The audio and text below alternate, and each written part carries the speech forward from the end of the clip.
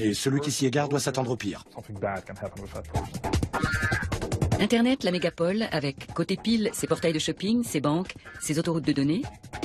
Et côté face, sa mafia, son racket et ses arnaques, dont nous pouvons tous être les victimes. Un jour, je reçois un courrier du tribunal d'instance de Leipzig qui m'accuse de blanchir de l'argent. Imaginez ma tête. Parfois, un clic suffit pour faire de vous le complice de cybergangsters. Nous les avons poursuivis jusque dans les pays baltes. iPhone, iPad, oui. 650.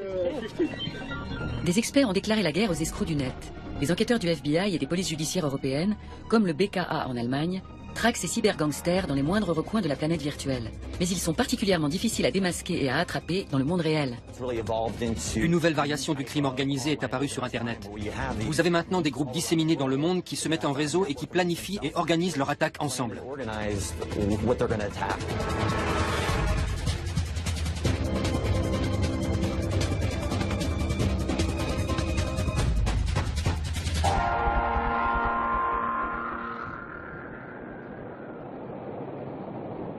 La première affaire nous mène à Leipzig. C'est une histoire comme ils sont produits des milliers chaque jour, en Allemagne, en France et dans le monde entier. Ursula H., 67 ans, n'a qu'une minuscule retraite pour vivre. À la recherche d'un revenu d'appoint, elle tente sa chance sur Internet. Je vais sur meinestadt.de et là je trouve une rubrique petit boulot à 600 €. Je clique et l'adresse d'un certain Franco Martini apparaît. Un Italien, ça ne me disait trop rien, mais je décide d'essayer. Je lui écris que je suis intéressée par un petit job à 600 € et lui demande ce qu'il faut faire. Il répond « pas grand-chose, juste ouvrir un compte ». 600 € par mois. Ursula balaye ses hésitations et commet l'erreur de sa vie. Elle ouvre un compte, on lui attribue aussitôt un code PIN et des TAN. Le code PIN est un numéro d'identification personnel qui sert à s'identifier sur le net. Les TAN sont des numéros d'authentification à usage unique destinés aux virements en ligne. Ensuite, il me demande mon code PIN et mes TAN. Je les lui envoie et il me dit « vous aurez les 600 premiers euros dans une semaine ». Je réponds « pourquoi? Je n'ai encore rien fait ». Là, il me dit « pour l'ouverture du compte ». Et il m'explique qu'il en a besoin car il vit en Italie, en Espagne et ne passe qu'occasionnellement en Allemagne. Mais avec le code PIN et les numéros d'authentification, Franco Martini peut disposer à sa guise du compte d'Ursula. Et pour les bandits du net, ça vaut de l'or. Nous avons rendez-vous au quartier général de l'Office fédéral de la police judiciaire allemande, le Bundeskriminalamt, ou BKA, logé dans une ancienne caserne des forces américaines en Allemagne. L'accès au site est hautement sécurisé. Mirko Manske nous attend. Il est commandant de police au BKA et responsable du département cybercrime. L'unité spéciale qu'il dirige est quotidiennement à la recherche d'escrocs du net, où qu'ils soient, partout dans le monde, et il nous le confirme, les offres d'emploi à la Franco Martini sont toujours des pièges.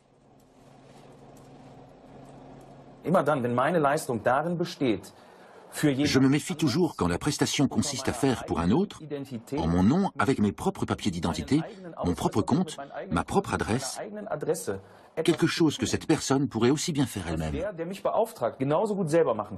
Là, toutes mes alarmes s'allument. Parallèlement à ces ouvertures de compte, Franco Martini propose des produits à des prix imbattables sur le net. Il fait payer ses clients à la commande et ne les livre jamais. Ils sont des milliers à tomber dans le panneau. Mirko Manske connaît ce scénario. Les escrocs comme Martini se couvrent pour que la piste ne mène jamais directement à eux le jour où l'arnaque sera découverte. Pour cela, les criminels utilisent de plus en plus de mules, les money mules comme ils les appellent. Ce sont des gens qui mettent leur compte bancaire et une partie de leur identité à leur disposition pour l'exécution des paiements. Durant 3 jours, c'est sur le compte d'Ursula que les clients de la boutique en ligne de Franco Martini versent leur règlement. L'escroc, qui a toutes les clés pour y accéder, transfère aussitôt l'argent ailleurs. Un jour, je reçois un courrier du tribunal d'instance de Leipzig qui m'accuse de blanchir de l'argent. Je ne comprenais rien à ce qui m'arrivait. Alors je suis allée voir ma fille et je lui ai tout raconté. Au début, j'avais tellement honte d'avoir fait une telle bêtise que je voulais m'en sortir seule. Mais c'est impossible. C'est déjà trop tard. Peu après, la justice rend son verdict. Ursula ne peut même pas se défendre car il n'y a pas d'audience. Elle est condamnée à une amende de 2250 €. Elle n'y comprend rien. Je ne savais rien de tout ça. J'ai rien fait. C'est tout ce que je peux dire. Je n'y ai même pas gagné un centime. Et c'est moi qui paie. Ce n'est pas tout. Une cliente qui n'a jamais reçu l'article qu'elle a commandé et réglé à la boutique en ligne de Franco Martini réclame des dommages et intérêts. Elle porte plainte et obtient gain de cause. La retraitée va devoir travailler des années pour les payer. Nous partons en quête de Franco Martini. Incroyable, il est toujours à l'affût sur Internet. Nous découvrons une offre d'emploi avec une adresse à Hambourg et un numéro de téléphone berlinois. Nous envoyons un mail à l'escroc sous un faux nom. Nous nous disons très intéressés par un petit boulot et prêts à commencer au plus vite. 2 jours plus tard, réponse de Martini. Nous avons le job. Félicitations. Il nous demande d'ouvrir un compte et de lui transmettre notre code PIN et nos TAN. Nous créons le compte, mais lui donnons de faux numéros. Martini réagit. Il ne trouve pas ça drôle du tout. Son ton se durcit. Oh pardon, c'est une erreur. Nous proposons de passer en personne, lui remettre notre code PIN et nos numéros de transaction. Il répond qu'il est en Sardaigne pour raisons professionnelles et que sa patience a des limites. Oh, quel heureux hasard, notre fille y part la semaine prochaine. Sa réponse est lapidaire, je n'ai pas le temps. Nous lui révélons que nous sommes journalistes et lui proposons une interview anonyme. Quelques minutes plus tard, son adresse email devient introuvable. Martini a disparu dans l'océan des données numériques. Les fausses boutiques fleurissent, mais ne sont qu'un gagne-pain parmi d'autres pour les escrocs du net. L'an passé, ils ont détourné 187 millions de numéros de cartes de crédit et coordonnées bancaires dans le monde. Elles leur servent surtout à acheter du matériel électronique high-tech. Notre deuxième affaire démarre elle aussi à Leipzig. Là encore, elle se répète chaque jour sur toute la planète. Pour effacer la trace de leurs achats illégaux, les cybergangsters emploient des agents coursiers. Comme Ursula, Alfred M. est tombé dans les filets de la mafia d'Internet et il s'est retrouvé complice de criminels.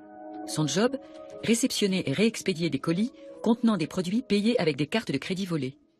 Pour lui aussi, tout a commencé par une offre d'emploi alléchante sur le net. Et là encore, la bonne nouvelle ne tarde pas. Dans un allemand étrange, on lui propose de travailler comme représentant au support externe. On lui fait miroiter un salaire de 2000 € par mois. Il nous a fallu plusieurs échanges téléphoniques pour convaincre Alfred M. de nous raconter son histoire depuis le début. La première fois, il insiste pour nous rencontrer dans une rue très fréquentée. Vous pensez qu'il y a des raisons de craindre ces gens? Oui. Pourquoi? Il y a des millions en jeu. Et on nous l'a appris à l'école. À partir d'une certaine somme, les gens peuvent tuer pour de l'argent. Au départ, Alfred est très intéressé par cette offre d'emploi déposée en apparence par une entreprise nord-américaine du nom de MBE. Ils m'ont demandé si je voulais gagner de l'argent. J'ai répondu oui. Que s'est-il passé ensuite? Ils m'ont fait une proposition d'emploi. Il s'agissait d'envoyer des paquets. C'était un emploi avec un vrai contrat de travail, des cotisations sociales. Et je n'ai rien trouvé qui porte à croire que c'était illégal. Alfred signe le contrat. Il y trouve même des détails sur la grille de salaire, sur les primes, et une photo de sa jolie interlocutrice, Alexa Corrie. Le commandant Mansk nous explique que ces agents coursiers ont un rôle essentiel dans le jeu des cybercriminels.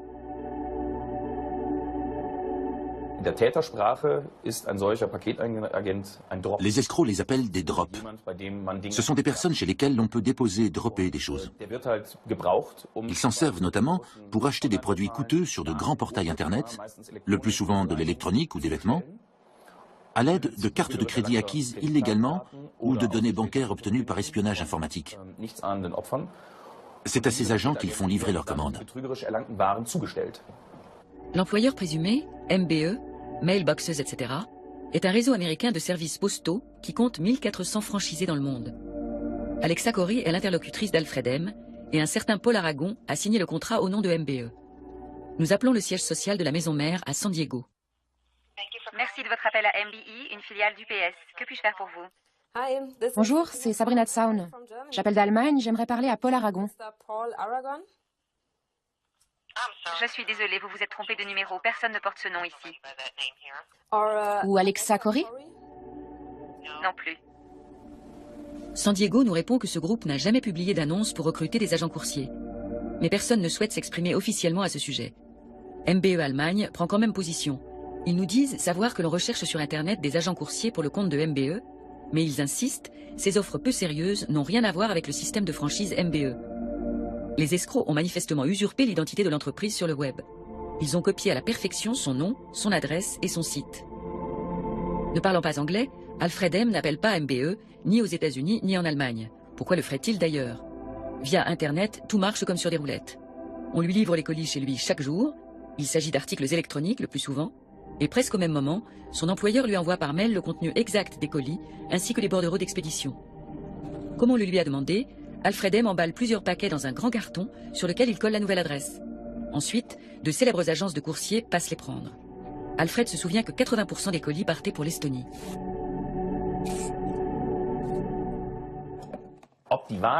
Il est très difficile de dire si les marchandises restent en Estonie ensuite, ou si à partir de là, elles sont réexpédiées vers leur destination finale.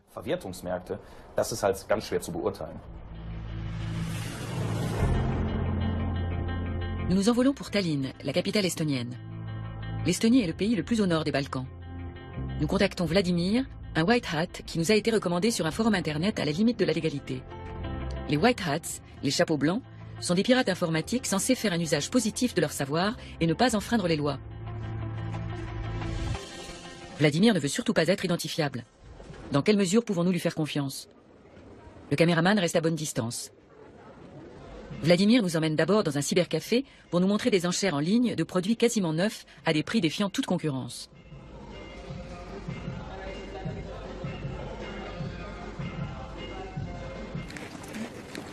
Il nous conduit ensuite aux environs de la gare de Tallinn.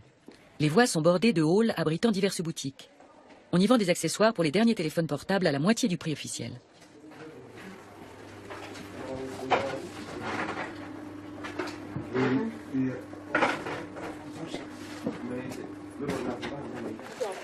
Nous allons maintenant au Balti Yamaturg, le marché de la gare. On y trouve aussi bien des aliments, des antiquités et des reliques de guerre que des produits high-tech.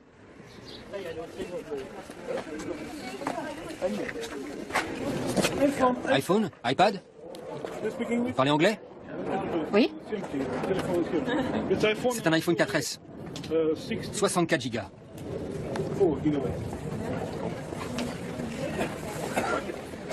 Il coûte 650 €. En Allemagne, ce smartphone vaut au moins 850 € neuf. 650.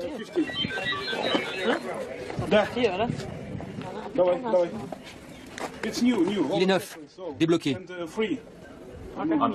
Et il accepte toutes les cartes SIM. L'iPad, il fait combien? L'iPad?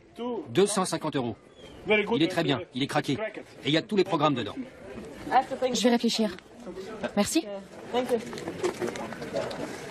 Ces marchés n'écoulent qu'une partie des produits acquis illégalement, nous dit Vladimir. Ils sont souvent revendus aux enchères sur eBay. C'est ainsi qu'un notebook volé à Paris peut finalement s'y retrouver. Les chances de se faire pincer sont infimes et les programmateurs bien formés ne manquent pas. Les mauvaises conditions de travail et un chômage exponentiel font le reste.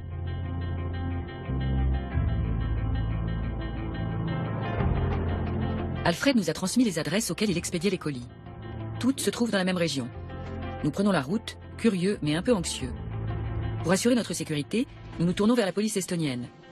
Nous sollicitons l'aide de Dimitri Rudakov, le spécialiste des escroqueries à la carte de crédit et des agents coursiers.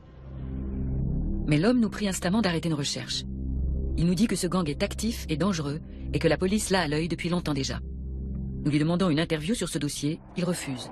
Il n'aborde que des affaires déjà bouclées. Quand la procédure est close, je peux parler. Mais quand une affaire est en cours, nous ne pouvons rien dire, ni officiellement ni officieusement.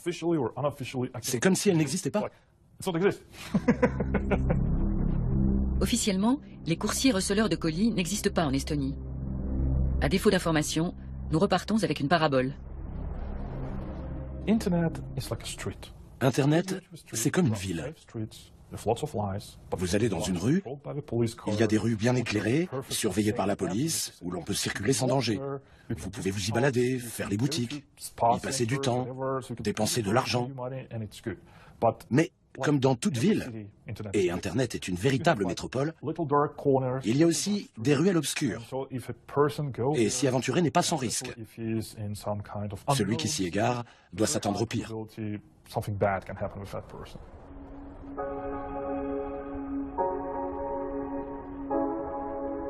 Alfred M., de Leipzig, remplit son contrat de travail. Il réexpédie 54 colis d'articles high-tech au total et sans se poser de questions. Toujours confiant de recevoir la rémunération confortable qu'on lui a promise.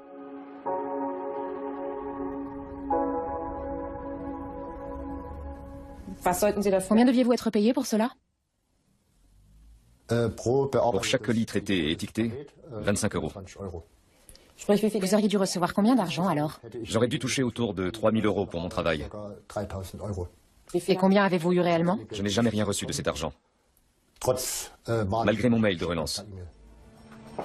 Au lieu de cela, il reçoit un jour un courrier le sommant de payer ou de renvoyer la marchandise.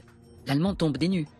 Les escrocs n'ont pas seulement utilisé son adresse comme boîte à lettres, ils ont également passé des commandes en son nom. Les entreprises lésées réclament des dommages et intérêts. J'ai écrit à Rewe et KitKong que c'était une affaire de cybercriminalité et que je n'avais pas de quoi payer actuellement. Où aurais-je trouvé l'argent? Je ne peux pas payer. Alfred affirme n'avoir rien commandé. Mais en mars 2012, le parquet le condamne à une amende de 50 fois un taux journalier de 10 €. Et les frais du procès sont à sa charge.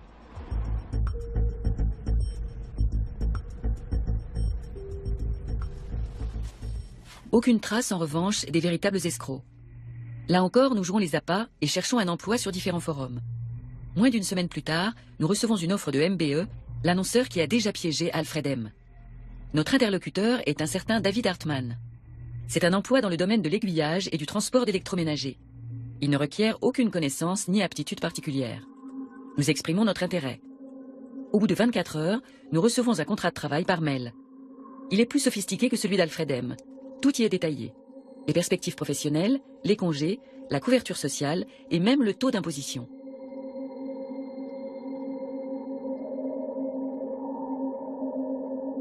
Salaire de base, 2 000 €. Les différentes tâches à accomplir sont décrites sous forme de schéma. Le troisième volet du contrat est un questionnaire très détaillé. On nous demande une photo d'identité et différentes informations personnelles. Adresse, numéro fiscal, coordonnées bancaires et même copie du permis de conduire. On n'en avait pas réclamé autant à Alfred M. à l'époque. Ces escrocs sont bien curieux. Plus vous livrez d'informations sur vous, plus il leur est facile d'usurper votre identité sur Internet, d'agir en votre nom et de se faire passer pour vous. Surtout si vous leur donnez aussi la copie d'un document officiel attestant de votre identité. Toute personne disposant de nos données peut directement ouvrir compte bancaire et boîte postale. Nous ne renvoyons pas le contrat et ne répondons plus à aucun mail de l'employeur supposé. Quelques jours plus tard, notre banque nous appelle. Sabrina Zaun. Banque Barclays, bonjour. Bonjour. Nous avons constaté que votre carte de crédit avait été utilisée abusivement pour réaliser des achats sur Internet. La banque bloque aussitôt la carte. Mais qui a bien pu se procurer nos coordonnées bancaires? Et où? Nous n'avions pas renvoyé le contrat. En attendant, l'accès en ligne à notre compte courant est bloqué jusqu'à ce que nous confirmions à la banque que notre ordinateur est de nouveau sain.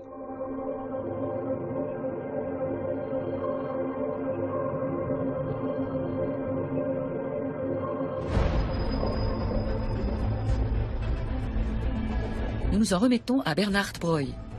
Il est de ces experts qui passent leur temps à chasser et éliminer virus informatiques, vers et chevaux de Troie. Alors que j'étais sur Internet, une fenêtre s'est ouverte pour la mise à jour d'un logiciel que je ne connaissais pas. J'ai voulu la fermer, j'ai cliqué sur la croix, mais la fenêtre ne se fermait pas. Il y avait juste un bouton terminé, alors j'ai cliqué dessus. J'ai bien l'impression d'avoir téléchargé quelque chose sans le vouloir. Et je dois dire que ça me fait un peu peur. Je vous propose de faire un scan approfondi avec un antivirus qui s'appelle Kaspersky. La fenêtre sur laquelle vous êtes tombé peut vous avoir transmis un parasite. Avons-nous un cheval de Troie sur l'ordinateur? Un cheval de Troie est un programme d'espionnage qui permet de subtiliser les mots de passe. En utilisant ces logiciels, les escrocs voient sur quelle touche nous tapons, quels caractères ou quels chiffres nous utilisons. Vous avez souvent des clients complètement paniqués? Oui, c'est avec ça que je gagne ma vie. Je vois de tout. Du type qui dit « je vais balancer mon ordi par la fenêtre », à l'étudiante en pleurs parce que son ordinateur est bloqué avec son mémoire dedans et qu'elle n'a pas fait de sauvegarde. Généralement, ceux qui ont été victimes de hameçonnage en faisant des opérations bancaires et se sont fait vider leur compte n'en mènent pas large. Ils veulent juste qu'on leur nettoie tout ça discrètement. Je vois ça souvent chez des personnes d'un certain âge. Bernhard Breuil trouve 5 dangereux chevaux de Troie, dont certains déguisés en logiciels de sécurité. L'expert doit sauvegarder toutes nos données, puis réinitialiser le PC. Il lui faudra plusieurs heures pour éradiquer ces parasites. En revanche, ces programmes d'espionnage sont faciles à glisser dans un ordinateur. Démonstration avec Mirko Manske de la police judiciaire allemande. En quelques clics, c'est fait.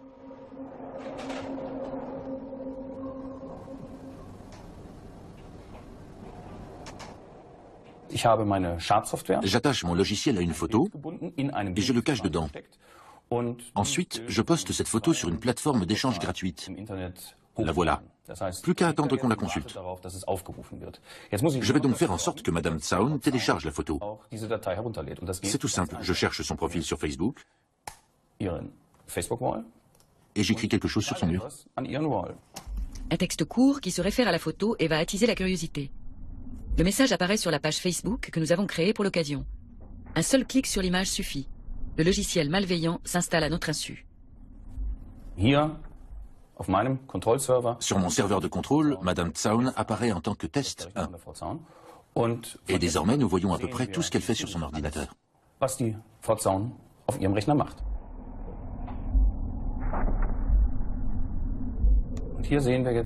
Ici, nous voyons qu'elle s'apprête à faire une opération bancaire en ligne. Voici son login, puis son mot de passe avec un espace entre. Je visualise chacune des touches sur lesquelles elle tape.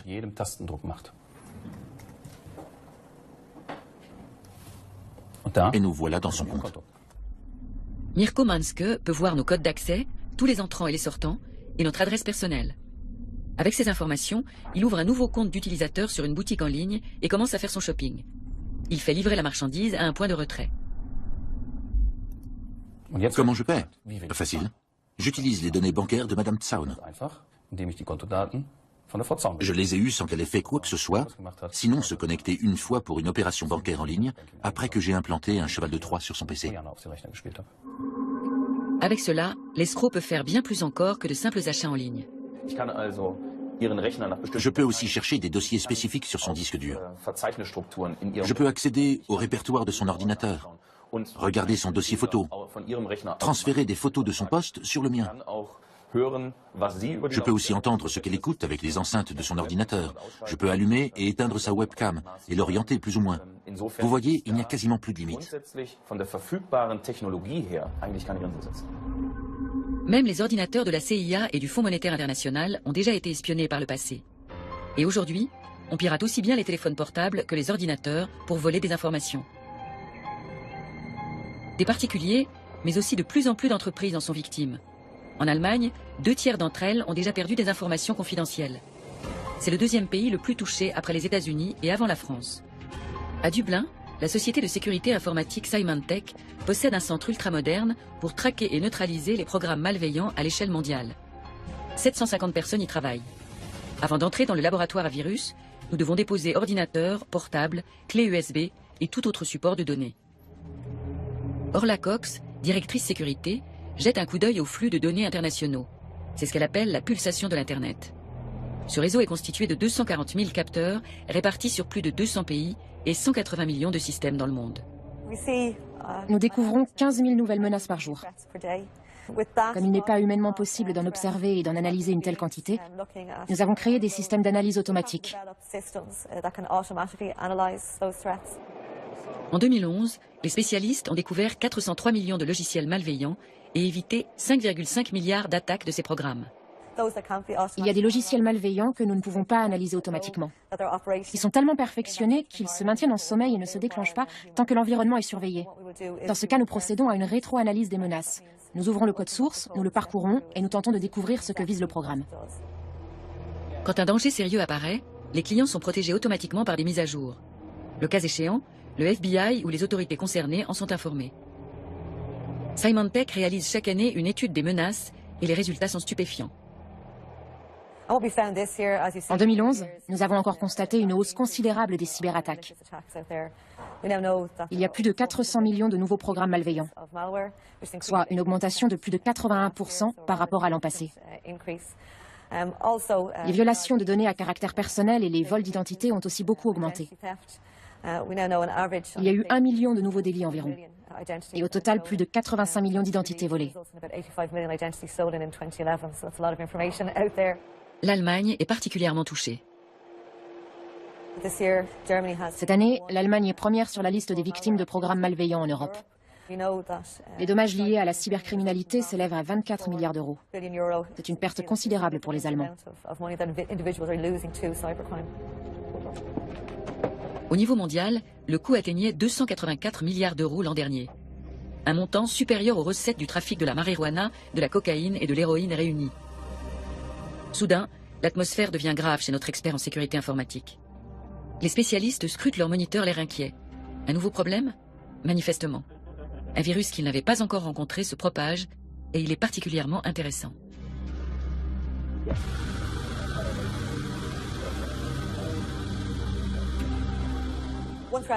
L'un des logiciels que nous observons et analysons en ce moment s'appelle Flashback. Il ne s'attaque qu'aux Mac. C'est la plus grosse menace que nous ayons vue à ce jour sur des Macintosh. 600 000 ordinateurs au moins sont déjà infectés. Et nous tentons d'identifier les objectifs de ce programme. Ils contactent immédiatement leurs collègues en Asie, car la journée est bientôt finie à Dublin. Ce sont eux qui vont prendre le relais. Cette collaboration par-delà les frontières et les fuseaux horaires est leur seule chance de l'emporter contre les mauvais génies du net.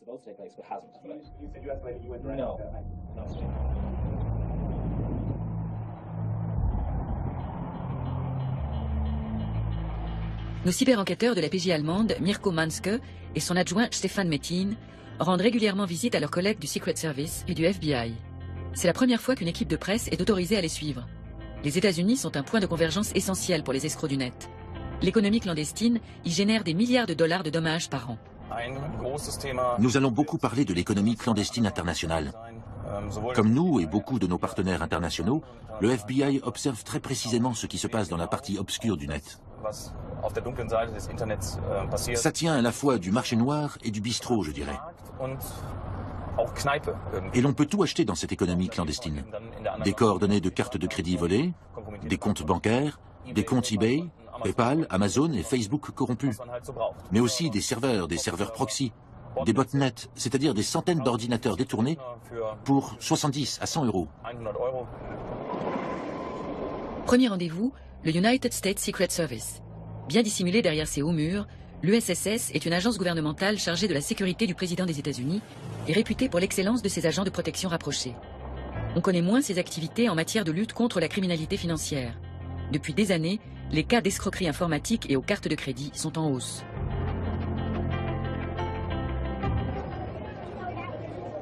La croissance fulgurante de la cyberéconomie souterraine en Europe crée bien des difficultés aux enquêteurs. En l'espace d'un an, ils ont répertorié plus de 70 000 fournisseurs différents et plus de 44 millions de messages sur des serveurs clandestins. Sur les 10 plus grands escrocs du net, 6 vendent des cartes de crédit piratées et sont en réseau sur l'ensemble du globe.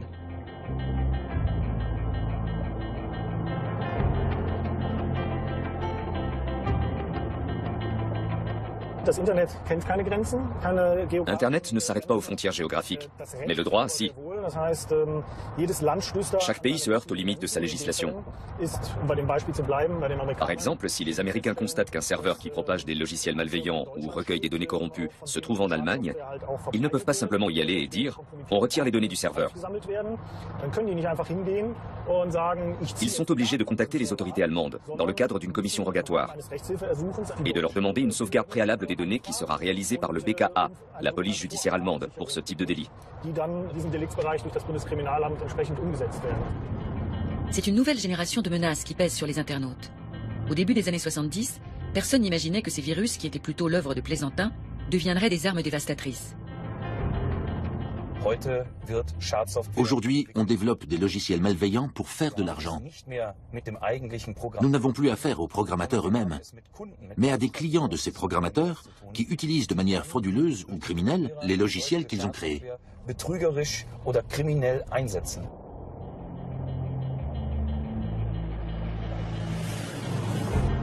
Mirko Manske et Stefan Metin sont arrivés à Pittsburgh, en Pennsylvanie. Les enquêteurs ont rendez-vous avec des agents du FBI pour parler de cette nouvelle forme de crime organisé. Qui est ciblé par ces commanditaires de logiciels malveillants? Banques, grandes entreprises, instances gouvernementales, toutes aujourd'hui sont dans la ligne de mire. Au même titre que tout internaute qui effectue des opérations bancaires en ligne et utilise des réseaux sociaux. Le nombre de terminaux exposés augmente lui aussi. Outre les ordinateurs, les notebooks et les netbooks, désormais les escrocs s'attaquent aussi aux smartphones et aux tablettes. Aux États-Unis, le FBI est chargé de lutter contre les crimes dits fédéraux, qui regroupent notamment le terrorisme, le trafic de stupéfiants et la criminalité en col blanc. Mirko Manske et Stefan Metin ont rendez-vous avec l'agent spécial J. Keith Smularski, le spécialiste de la cybercriminalité.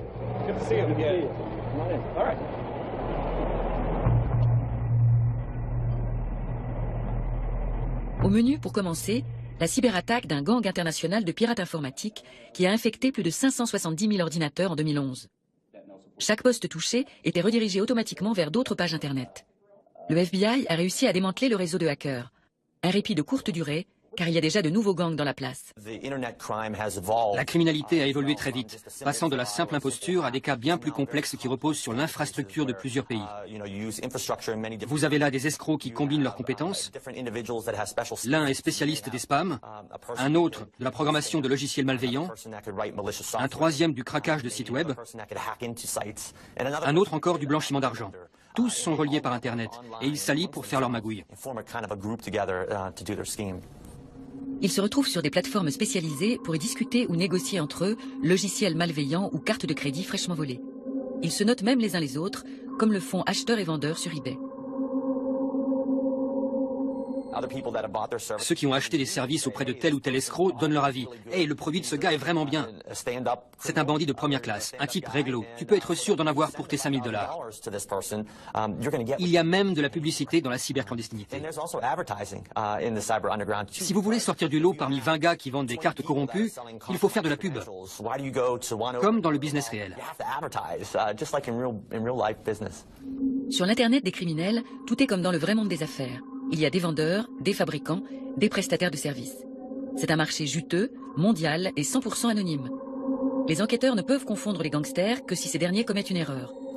Alors, Mirko Manske et ses collègues guettent patiemment les ratages des bandits qu'ils attirent en se faisant passer pour des escrocs.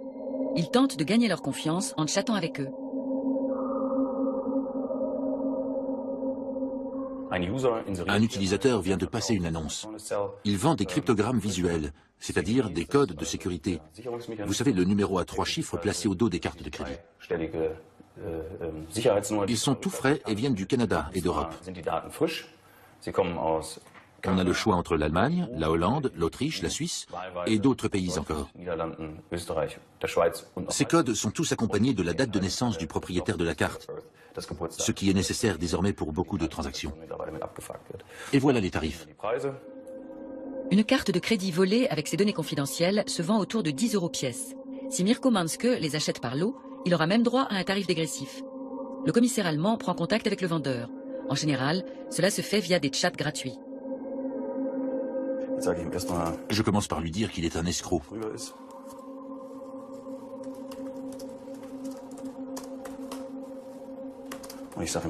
Que je suis prêt à lui en prendre 500 pour 250 €.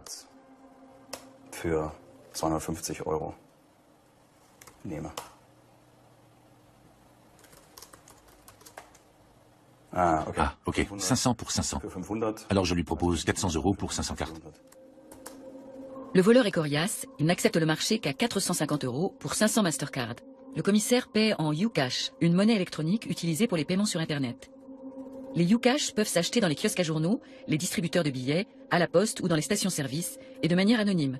Il suffit d'indiquer le numéro du coupon pour régler. Le vendeur exige un prépaiement de 50% du montant. L'enquêteur paie. L'escroc respectera-t-il le marché conclu?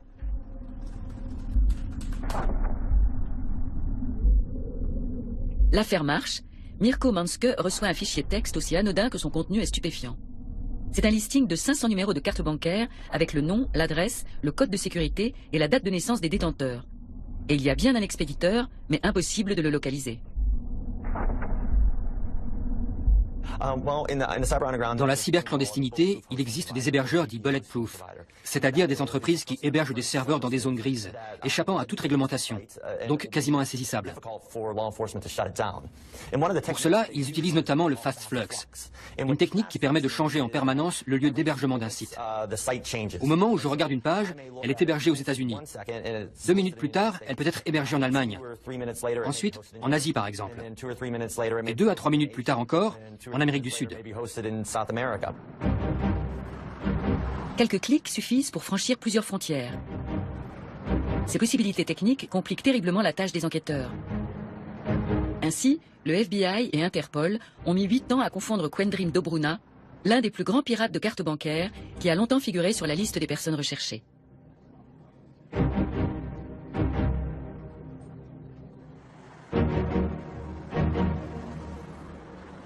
Un jour, victime de quelques minutes d'inattention, Dobruna se connecte sur Internet en oubliant de masquer son identité. Le Bundeskriminalamt s'en aperçoit et réagit aussitôt.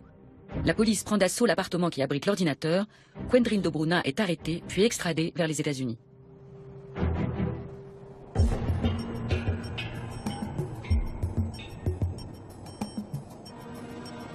Pour enquêter sur la face obscure du net, le FBI a créé l'Alliance nationale pour la cyberanalyse et la cyberformation. La NCFTA est chargée de coordonner l'action du gouvernement et du secteur privé en matière de lutte contre la cybercriminalité. Le racket moderne fait appel à ce que l'on appelle des botnets. Bot vient du terme robot et désigne des programmes qui peuvent contrôler ou attaquer plusieurs ordinateurs en même temps. Salut Eric, ravi de te retrouver. Vous êtes toujours les bienvenus, merci. Nous avons apporté pas mal de choses intéressantes. Parfait, regardons ça. Les botnets, ces réseaux d'ordinateurs contrôlés par des pirates à l'insu de leurs utilisateurs, font surgir du néant des armées cybernétiques capables de paralyser les sites web d'administration ou d'entreprise. L'Allemagne est numéro 2 en Europe pour le nombre d'ordinateurs aux mains de botnet masters. Ces réseaux font l'objet d'âpres négociations. Les programmateurs véreux qui les créent les vendent aux plus offrants avec les coordonnées complètes des propriétaires des postes piratés. Manifestement, ils ne vendent pas que des cartes de crédit, mais toutes sortes d'identités volées, par exemple, beaucoup de comptes PayPal et eBay. Nous voyons quelques portefeuilles Google aussi. Pourquoi n'utilisent-ils plus les plateformes traditionnelles? Je crois que c'est notamment parce qu'ils ont peur des policiers qui rôdent sur les forums. Et probablement aussi pour ne plus avoir à payer d'intermédiaires. C'est sûr qu'en se débarrassant de l'intermédiaire, ils empochent davantage. Et ils échappent à nos coups de filet. Tout à fait. Allons au laboratoire. Le FBI épluche chaque jour les plateformes Internet des escrocs. Il faut des trésors de patience pour tenir ce jeu de cache-cache sur la longueur. Le plus difficile pour les enquêteurs, c'est d'infiltrer les forums entièrement illégaux. Outre ces plateformes, franchement illégales, il en existe un très grand nombre à la limite de la légalité. Sur ces sites-là, les truands échangent des informations de toutes sortes. Le cercle n'y est pas aussi restreint et les utilisateurs y viennent pour échanger des connaissances et amorcer des affaires. C'est un forum de carding, c'est-à-dire qu'il est plutôt destiné à la recherche. Ils le décrivent comme un forum de recherche sur les logiciels malveillants. Mais on y trouve des quantités de gens qui échangent des informations dont ils peuvent se servir pour en développer de plus performants encore. Et ce n'est pas tout. C'est aussi une plateforme sur laquelle des clients fortunés peuvent recruter quantité de programmateurs de talent.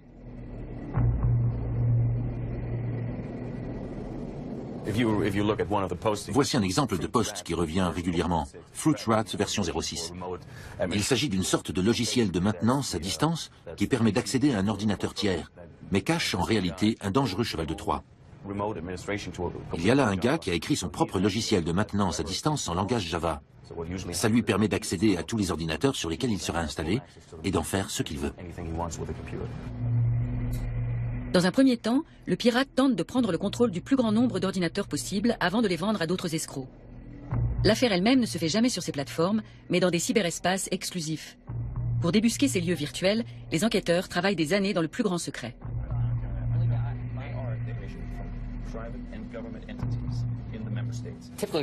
Généralement, ce sont nos méthodes d'investigation habituelles qui nous mettent sur la piste de ces forums d'escrocs.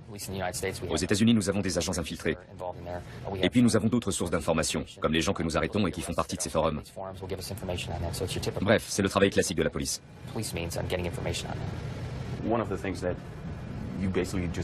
C'est essentiel d'écouter ce que disent les escrocs. Leurs échanges vous mèneront naturellement à ces forums. Cela dit, c'est une chose d'être là, c'en est une autre de comprendre de quoi il est question. Souvent, les affaires véreuses ne se font pas sur le forum.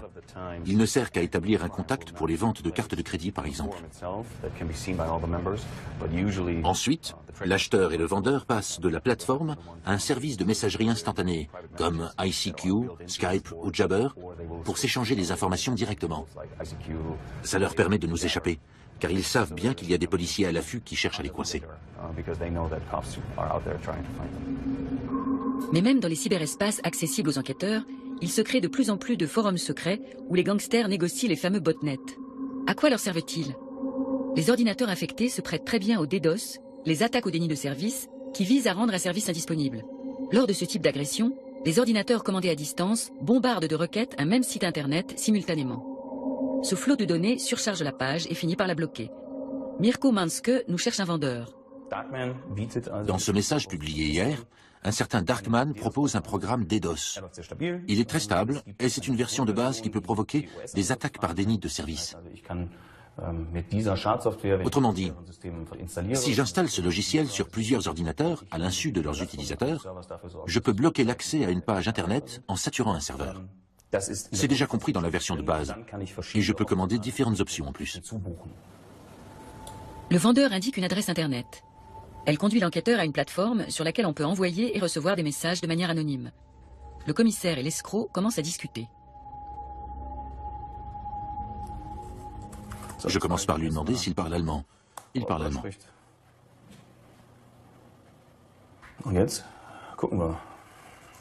Alors on va déjà chercher à savoir d'où vient ce programme.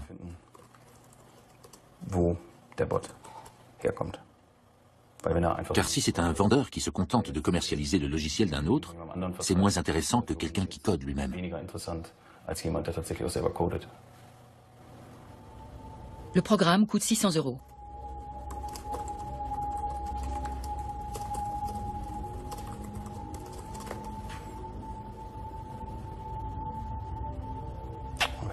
Ok, il ne se dévoile pas vraiment. Ok.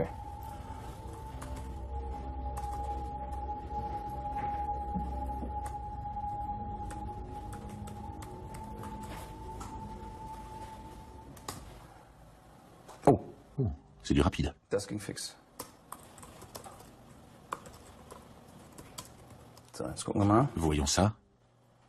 Ja. Ah, le voilà. Da ist eine Le fichier fait 5 mégas et il s'appelle Backend. So, die hätte ich Je le prends. Mirko Manske va vérifier si ce programme est assez puissant pour paralyser le site de la police judiciaire allemande en le bombardant de requêtes. Momentan ist Le site du BKA est encore accessible. noch erreichbar. Voyons s'il y a moyen de changer ça. Ändern können. Dazu würden wir jetzt Nous allons lancer une attaque einen DDoS. Angriff starten. Dazu Je commence par noter le nom de l'attaque. hier würde ich die Là, j'indique le type d'attaque choisi. verschiedensten Angriffsarten kann ich hier auswählen. Hier Là, la cible de l'attaque, c'est simplement le nom du domaine. 15 Threads. Je mets 15 fils d'exécution et un délai de 60, ce qui veut dire que la demande se répétera toutes les 60 millisecondes. Und Et dann il ne reste plus qu'à cliquer sur Start. einfach auf Start. L'attaque du serveur du Bundeskriminalamt commence. Les paquets signalés en noir proviennent des ordinateurs infectés. Ils cherchent à immobiliser le serveur et bloquer l'accès au site du BKA. Un véritable attaquant aurait atteint son objectif et il aurait eu plusieurs solutions pour exploiter cette situation.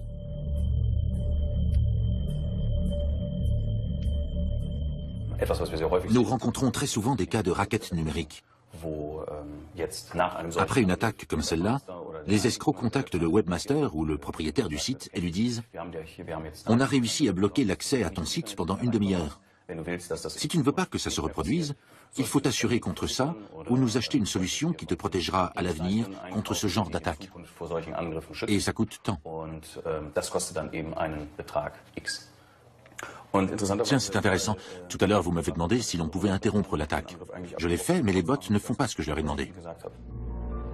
Heureusement, dans ce cas, il s'agit d'un simple essai dans un cadre restreint.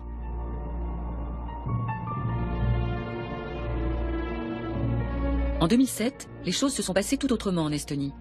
Le pays balte a été victime alors de la plus grosse attaque DDoS de l'histoire d'Internet à ce jour. Lauri Alman était secrétaire d'État à la Défense à l'époque. Je me souviens exactement de ce que j'ai ressenti à cet instant. J'avais l'impression d'être en plein film de science-fiction. J'étais en train d'écrire un SMS à mon supérieur, le ministre de la Défense, à qui je disais « Je pense que l'Estonie est en train de subir une cyberattaque ». Et au moment d'appuyer sur « Envoyer », je me suis demandé s'il allait me croire ou s'il allait me prendre pour un fou. C'était tellement surréaliste. Une telle attaque, ici. La guerre cybernétique avait fini par arriver jusqu'à nous. Les effets de cette cyberagression sont dévastateurs. Les banques, les administrations, les médias et même les hôpitaux sont touchés. Les requêtes à l'origine de l'engorgement du serveur proviennent de points disséminés sur toute la planète. Les Estoniens ne comprennent absolument pas ce qui se passe, d'autant plus que leur État est doté d'un système informatique ultramoderne depuis son indépendance. Le moment le plus critique est arrivé quand les attaques ont commencé à toucher les opérations bancaires. En Estonie, 98% ou plus des transactions bancaires se font via Internet. Alors passe encore que des gens n'accèdent plus à la page web du gouvernement. Soyons honnêtes, personne ne le fait ou très peu de gens. Mais s'ils n'ont plus accès à leur argent, c'est plus grave. Les Estoniens descendent dans la rue. Des magasins sont pillés, de graves affrontements ont lieu entre la police et les casseurs.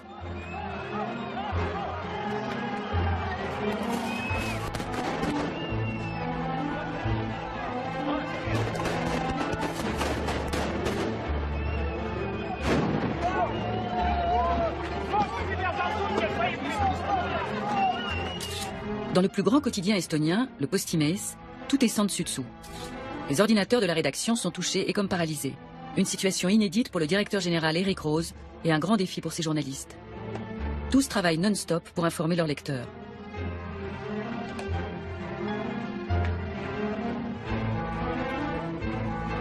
On devient assez émotif quand on se sait attaquer. Je pense que l'on ressent à peu près la même chose que Bruce Willis dans le film Die Hard 4, Retour en enfer, qui décrit une situation identique. Le journal continue de paraître. Outre les magasins victimes de pillages, les banques essuient les plus grosses pertes. Les banques, le secteur des télécommunications et les agences gouvernementales y ont vraiment perdu. Pour eux, le manque à gagner s'élevait à plusieurs millions d'euros. Mais jusqu'ici, les banques préfèrent taire l'ampleur des dégâts. Nous avons rendez-vous avec le chef de la sécurité de la banque SEB. Une attaque comme celle-là pourrait-elle se reproduire? Absolument. Les attaques de ce type peuvent se reproduire à tout moment. La question n'est pas tant de savoir si, mais quand elles vont avoir lieu. Les motivations des attaquants ne sont pas forcément politiques. Elles peuvent être économiques ou d'un autre ordre. Mais ce type d'agression est très facile à mettre en œuvre et il y en aura forcément d'autres. Reste à savoir quand. D'où l'attaque provenait-elle? Était-elle l'œuvre d'un individu ou l'action concertée d'un groupe? Ces questions ne sont pas encore toutes élucidées. En revanche, il est clair que cette offensive a servi d'avertissement pour tous. Je pense que nous devons garder ce type de scénario en mémoire. À mon avis, quand la prochaine grande guerre éclatera, les premières attaques ne seront pas le fait d'unités spéciales, ni de l'armée de l'air. Elles se feront via Internet.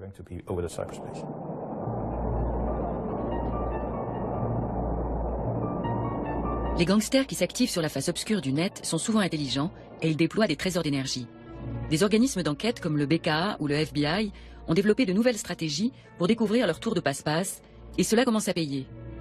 En juin 2012, un groupe de truands qui œuvrait à l'échelle mondiale a pu être démantelé. C'était la première fois que l'économie souterraine se faisait battre avec ses propres armes. 24 pirates d'Internet sont soupçonnés d'appartenir à un réseau d'escrocs à la carte bancaire que le FBI vient de démanteler.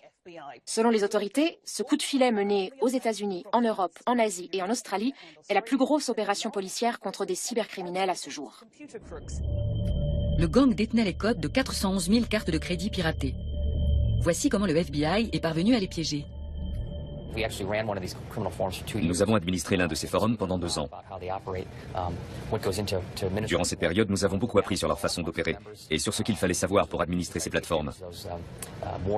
Nous avons bien profité aussi du fait qu'ils se faisaient régulièrement la guerre entre eux ou entre forums et se pirataient mutuellement. Souvent, ils publiaient tout cela sur des sites ouverts à tous. Cela nous a permis temporairement de voir de près comment tout cela fonctionnait. Et ça nous a été fort utile. Le FBI a retiré sa plateforme de la toile au moment des arrestations.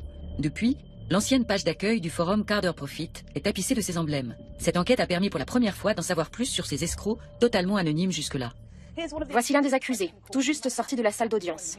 Il s'agit de Mir Islam, 18 ans, connu sur Internet sous le nom de Josh the God. Mir Islam vit dans le Bronx new-yorkais. Ses parents sont originaires du Pakistan. Lors de son arrestation, il détenait les numéros et coordonnées de 50 000 cartes de crédit. C'est un policier infiltré qui l'a débusqué. Le FBI a aussi piégé son acolyte, un truand de 19 ans qui aurait proposé à l'enquêteur de lui céder des cartes de crédit contre une caméra et $250 en espèces. Ces escrocs ont des points communs. Beaucoup sont très jeunes au départ, ils sont curieux et veulent essayer eux aussi. Certains abandonnent au bout d'un moment, car ils s'aperçoivent que ce n'est pas leur truc. Mais d'autres gagnent tellement d'argent qu'ils continuent et sont même très enclins à transmettre leurs connaissances. Le FBI estime que ce démantèlement a permis d'éviter jusqu'à $200 millions de dommages et de protéger au moins 400 000 victimes potentielles. Les arrestations ont été opérées dans 13 pays différents, dont l'Allemagne. Les détenus risquent jusqu'à 40 ans de prison. Une victoire qui couronne 2 ans d'enquête.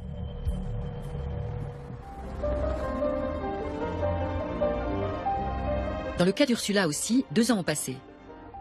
Alors qu'elle cherchait un revenu d'appoint pour arrondir sa maigre retraite, elle est tombée sur Franco Martini, un escroc qui lui a fait ouvrir un compte bancaire à son nom. Un compte dont il se servait pour blanchir l'argent tiré de ses escroqueries sur Internet. Quand l'arnaque a été découverte, Ursula a été considérée comme agent financier et condamnée à une amende de 2 250 €.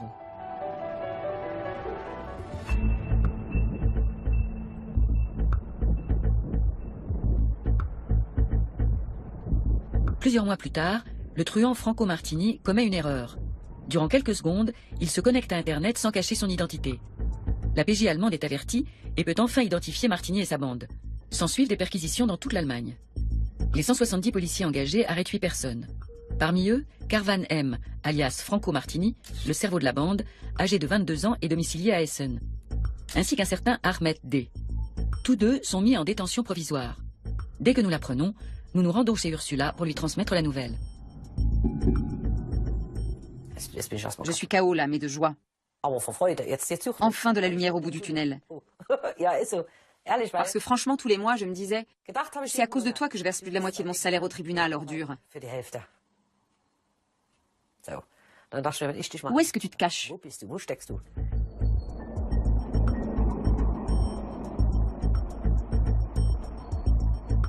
Le procès s'ouvre le 13 juillet 2012 au tribunal d'instance d'Augsbourg. C'est la première grande procédure judiciaire contre des cybercriminels en Allemagne. Les 4 principaux accusés sont inculpés d'escroquerie en bande organisée, de menaces et d'incitation à la violence physique. Carvan M, alias Franco Martini, est amené par la police. Ses complices et lui auraient dérobé plus d'1 million d'euros via 187 fausses boutiques en ligne. Ursula est là, elle aussi. Vraiment, je ne comprends pas comment il peut se comporter ainsi. Comme s'il n'avait rien fait de mal. Ça me reste coincé en travers de la gorge. Le procès doit durer 14 jours. Les avocats de la défense sont venus de loin. C'est un procès qui revient très cher. Ursula n'y comprend rien. Elle a été condamnée par simple ordonnance pénale. Elle n'a eu ni procès, ni possibilité de présenter sa défense. Je n'ai eu droit à rien. Pas de juge, pas d'avocat. Je n'ai pas pu me défendre, ils m'ont condamné. Et je paie pour des truands pareils. J'arrive pas à y croire. Il faut que je me calme. Je vais exploser. Le procès met très longtemps à démarrer. L'avocat de Carvan M demande à ce que l'audience soit transférée à Essen, sa ville d'origine. Refusé. Puis il demande un procès conforme au droit pénal spécial applicable aux mineurs. Le juge refuse à nouveau. Sur ce, l'avocat de Carvan M dépose son mandat. La lecture de l'acte d'accusation doit être reportée. Ursula, qui espérait qu'enfin justice serait rendue, est déçue par tous ces délais. La stratégie de Carvan M irrite aussi les 2 procureurs. Nous-mêmes, nous espérions obtenir davantage d'informations. À ce propos, c'est un groupement privé autoproclamé Comité de vigilance qui aurait fourni à la PJ allemande l'indice déterminant pour passer de la piste de Franco Martini à celle du fameux Carvan M. Ce comité est formé d'internautes soucieux de mettre en garde contre les fausses boutiques en ligne. Nous partons à leur recherche et tombons sur 2 sites qui semblent correspondre. Ils s'appellent gegenabzocke.com et autosec4you.de. Nous essayons d'entrer en contact, mais leurs administrateurs sont très prudents. Des cybergangsters les ont attaqués plusieurs fois avec des logiciels malveillants et les ont menacés.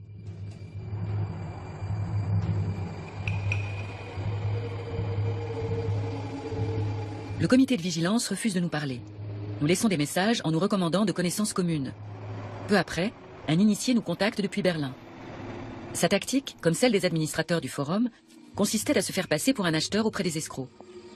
Il commandait des articles high-tech auprès de Martini & Co. et se faisait envoyer les coordonnées bancaires du compte sur lequel faire les virements. Dès qu'il les avait, il les transmettait à la police et aux banques, qui gelaient les comptes.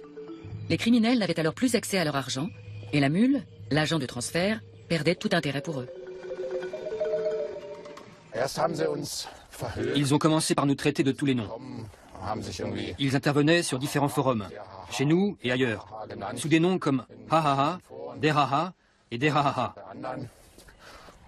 Ils nous disaient, vous pouvez balancer tous les comptes que vous voulez, on en a encore 400 dans la manche.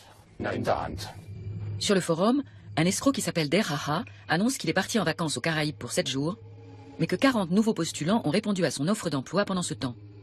Mais soudain, le ton change.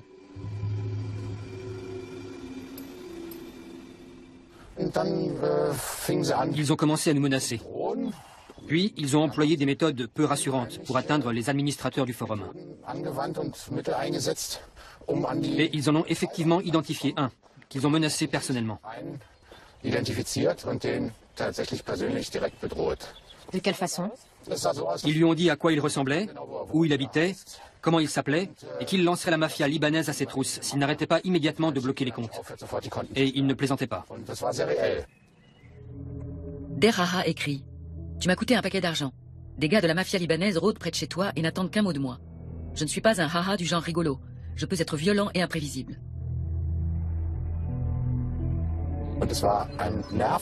C'est devenu très éprouvant nerveusement quand nous avons compris que ces truands étaient vraiment sans scrupules, qu'ils étaient capables de mettre leurs menaces à exécution.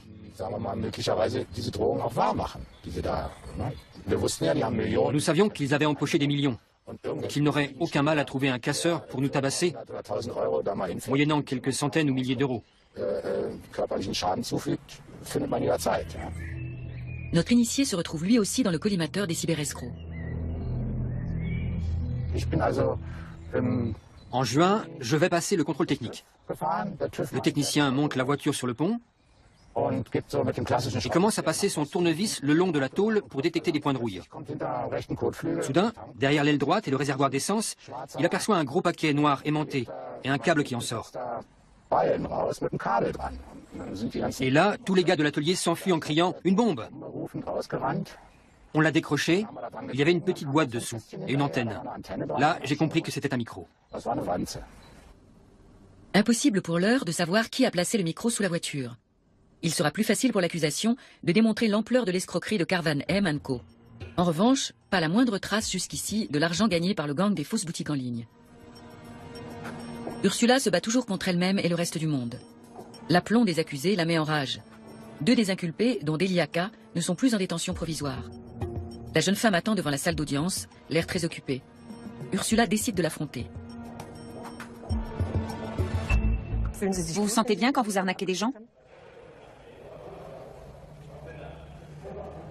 Certainement. Ça se voit. La femme ne réagit pas. Ursula se sent humiliée, mais elle prend son courage à 2 mains pour demander des explications à l'autre accusé. Vous vous sentez bien quand vous arnaquez des gens? Ça vous fait du bien? Absolument pas. Pourquoi avez-vous fait ça? C'est comme ça. Je ne sais pas si c'est pour l'argent qu'on fait ça. Les motivations sont différentes d'un individu à l'autre. Effectivement. Je ne pourrais jamais agresser une mamie dans la rue, ou sonner chez elle et lui arracher son sac. Je ne ferai jamais une chose pareille, et je ne l'ai jamais fait.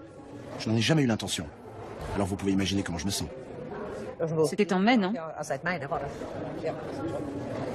J'ai un vrai boulot dans un hôpital comme infirmier anesthésiste. J'ai fait 6 ans d'études pour ça. Vous pensez que je serais prêt à risquer de perdre tout ça? Des regrets bien trop tardifs. Il ne pourrait jamais voler le sac à main d'une vieille dame, c'est pourtant ce qu'il a fait. À plusieurs reprises, il a trompé des personnes de bonne foi, comme Ursula.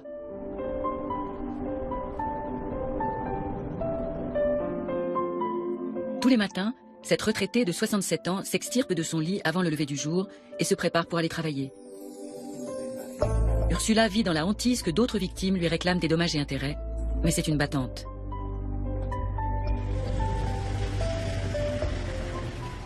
À 4 heures, je me lève, je fais ma toilette, je bois mon café, et à 5h30, je m'en vais. Tous les jours, du lundi au vendredi.